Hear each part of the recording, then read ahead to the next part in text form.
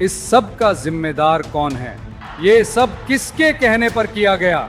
ऐसा करो, वैसा करो, अगर ऐसा हो तो ये करना, वैसा हो तो वो करना, इस तरह के निर्देश देकर दबाव बनाने वाला कौन है?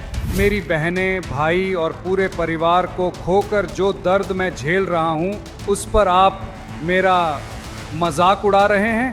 सारा दोष मुझ पर मढ़ रहे हैं? इतना बड़ा हादसा हो गया, ये क्यों हुआ, कैसे हुआ, इसके पीछे की साजिश क्या थी? इस दर्द के साथ मैं घर पर बैठा हूँ और आप कह रहे हैं कि मैं भागकर छिप गया। मुंह में जो आया वही बकते रहोगे क्या? लोगों, मैं आप ही से पूछता हूँ, उस दिन वहां इतनी भीड़ थी, क्या उस भीड़ के हिसाब से पुलिस ने सुरक्षा दी थी? एक पुलिस अधिकारी इंटरव्यू में कह रहे हैं कि ये जगह हमने खुद चुनी थी। इसका क्या मतलब है? इतना दर्द, इतने जख्म देने के बाद भी सारा दोष हम पर डालकर आप इसमें अपना राजनीतिक फायदा ढूंढ रहे हैं और बिना किसी शर्म के विधानसभा में स्टॉलिन सर सारा दोष हम पर मढ़कर राजनीति कर रहे हैं। इसका क्या मतलब है? हमारे लिए आए लोगों को इंतजार करवाकर फायदा उठाने वाला नेता नहीं हूं मैं। लोगों के लिए राजनीति में आया है ये विजय। जिस जनता ने मुझे सब कुछ दिया, उनके लिए सब कुछ छोड़कर सिर्फ और सिर्फ लोगों के लिए राजनीति में आया है ये विजय। उनका कर्ज चुकाने के लिए ही राजनीति में आया है ये विजय। आप लोग तो इस विजय को अच्छी तरह जानते ही हैं, लेकिन हम सभी को इतने दर्द और जख्म देने वालों को आपने इस 2026 के चुनाव में करारा जवाब दे दिया है। लेकिन सिर्फ इतना ही काफी नहीं है लोगों, सिर्फ इतना ही काफी नहीं है। वो कभी दोबारा सिर न उठा सकें। मेरे दिल में बसने वाले,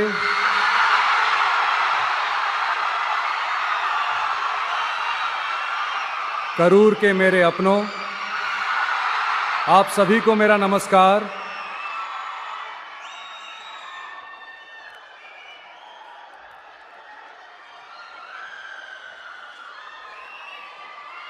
एक इंसान जिंदगी में चाहे कितनी भी बड़ी ऊंचाइयों पर क्यों ना पहुंच जाए, दिल में कुछ दर्द और जख्म ऐसे होते हैं जिन्हें वो कभी भूल नहीं सकता, है ना?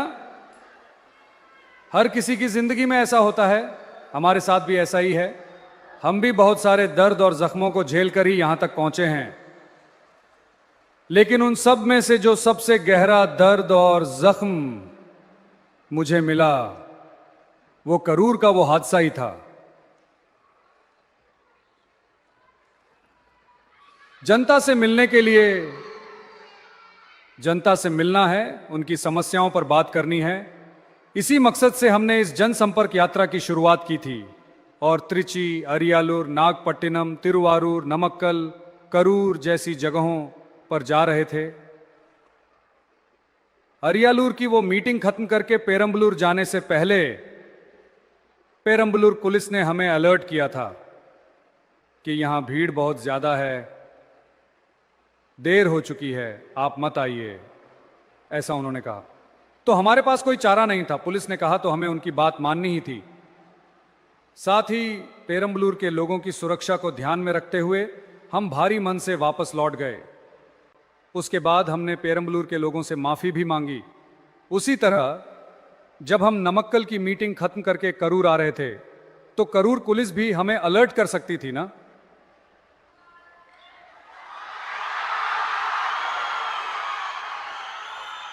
कि नहीं सर, यहां उम्मीद से ज्यादा भीड़ है, हम कंट्रोल नहीं कर पा रहे हैं, आप मत आइए। और पुलिस चाहे तो वो मीटिंग कैंसिल कर सकती है अगर उन्हें लगे कि कुछ गड़बड़ है या कुछ गलत होने की आशंका है। उनके पास मीटिंग कैंसिल करने का पूरा अधिकार है, हमसे पूछने की कोई जरूरत नहीं थी। लेकिन ऐसा कुछ भी न करके हाईवे से उस जगह तक पुलिस खुद हमें अंदर लेकर आई। वो जो नाटक हुआ था ना,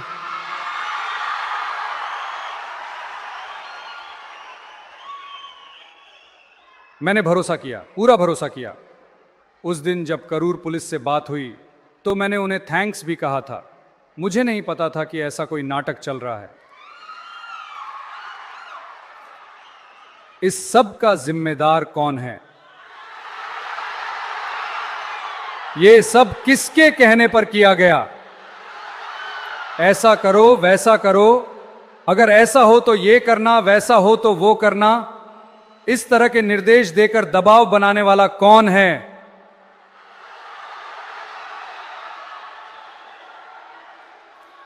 उस हादसे में हमने किन किन लोगों को खोया है जानते हैं आप? टीवी पर जब भी मेरी कोई फिल्म या गाना आता था तो अम्मा विजय मामा कहकर अपनी मां से हंसते हुए बात करने वाले, टीवी स्क्रीन को छूकर चूमने वाले मेरी बहनों के उन प्यारे बच्चों को हमने खोया है यार। जो बच्चे अभी ठीक से बोल भी नहीं पाते थे, किसी मैगजीन में मेरी फोटो देखकर जो मासूमियत से मुस्कुरा उठते थे, भगवान जैसे उन मासूम बच्चों को हमने खोया है यार। मेरी बहनें, भाई और पूरे परिवार को खोकर जो दर्द मैं झेल रहा हूं, उस पर आप मेरा मजाक उड़ा रहे हैं, सारा दोष मुझ पर मढ़ रहे हैं। इतना बड़ा हादसा हो गया, ये क्यों हुआ, कैसे हुआ, इसके पीछे की साजिश क्या थी? इस दर्द के साथ मैं घर पर बैठा हूं और आप कह रहे हैं कि मैं भागकर छिप गया। मुंह में जो आया वही बकते रहोगे क्या?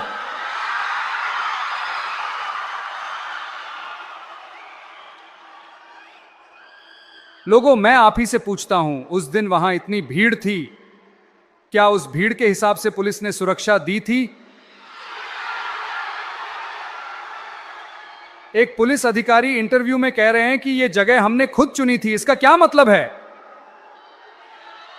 इतना दर्द, इतने जख्म देने के बाद भी सारा दोष हम पर डालकर आप इसमें अपना राजनीतिक फायदा ढूंढ रहे हैं और बिना किसी शर्म के विधानसभा में स्टॉलिन सर सारा दोष हम पर मढ़कर राजनीति कर रहे हैं। इसका क्या मतलब है? हमारे लिए आए लोगों को इंतजार करवाकर फायदा उठाने वाला नेता नहीं हूं मैं। लोगों के लिए राजनीति में आया है ये विजय। जिस जनता ने मुझे सब कुछ दिया, उनके लिए सब कुछ छोड़कर सिर्फ और सिर्फ लोगों के लिए राजनीति में आया है ये विजय। उनका कर्ज चुकाने के लिए ही राजनीति में आया है ये विजय। आप लोग तो इस विजय को अच्छी तरह जानते ही हैं, लेकिन हम सभी को इतने दर्द और जख्म देने वालों को आपने इस 2026 के चुनाव में करारा जवाब दे दिया है। लेकिन सिर्फ इतना ही काफी नहीं है लोगों, सिर्फ इतना ही काफी नहीं है। वो कभी दोबारा सिर न उठा सकें, ऐसा हमेशा के लिए एक सबक आपको उन्हें सिखाते रहना होगा।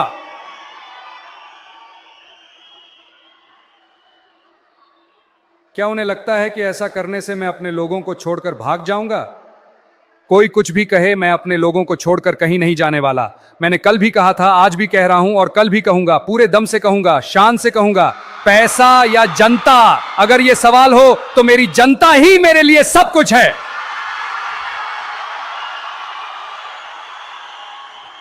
लोगों, आपके सामने मेरे लिए पैसा वैसा कोई मायने रखता है क्या? हम पर इतने आरोप लगाते हैं ये लोग, क्या ये लोग मेरी तरह खुलेआम बोल सकते हैं? क्या उनमें वो दम है क्या? बिल्कुल नहीं है। लेकिन हमारे लोगों द्वारा चुनी गई हमारी सरकार में कमियां निकालने के लिए ये नए नए तरीके, नए नए मॉडल ढूंढते रहते हैं। हर एक विभाग में वो पार्टी फंड, उस पार्टी फंड के नाम पर जो लूट मचा रखी है, चाहे वो ये बुरी ताकत हो या फिर वो खत्म हो चुकी ताकत, दोनों मिलकर बारी बारी से यही काम कर रहे हैं। इसमें सबसे मजेदार बात यह है कि जब विधानसभा में बात हो रही थी तो मैंने सिर्फ पार्टी फंड का जिक्र किया था। वो कौन सी पार्टी है, कैसा फंड है, किसका नाम है, मैंने कुछ भी नहीं कहा, लेकिन सिर्फ पार्टी फंड बोलते ही वो लोग ऐसे भागे जैसे कोई चोर भागा हो। मुझे तो पहले समझ ही नहीं आया कि ये लोग भाग क्यों रहे हैं, हमने ऐसा क्या कह दिया। वही बात है ना, चोर की दाढ़ी में तिनका। ये तो बिल्कुल वैसा ही हुआ कि मेरे पापा अलमारी के अंदर नहीं है, मेरे पापा अलमारी के अंदर नहीं है कहने जैसा। अरे पूछिए मत, इनके साथ तो बड़ा तमाशा चल रहा है, बड़ा मजा आ रहा है। चेन्नई में एक पुल बनाने के लिए जितना खर्च होना चाहिए था उससे कहीं ज्यादा, लगभग 2 गुने खर्च का एक टेंडर निकाला गया था। उस पूरे मामले को खोदकर निकाला गया। और अब हमने उसका पता लगाकर उसे कैंसिल कर दिया है। न जाने कितने करोड़ का घोटाला, कितने लाख का घपला खोदने पर बाहर आएगा, ये हमें भी नहीं पता। हर एक का नकाब उतर रहा है। अरे ये विजय तो एक एक करके सारी पोल खोल रहा है। ये सोचकर हर तरफ बस चीख पुकार मची हुई है, कानों से खून आना ही बाकी रह गया है। Subscribe to One India and never miss an update. Download the One India app now.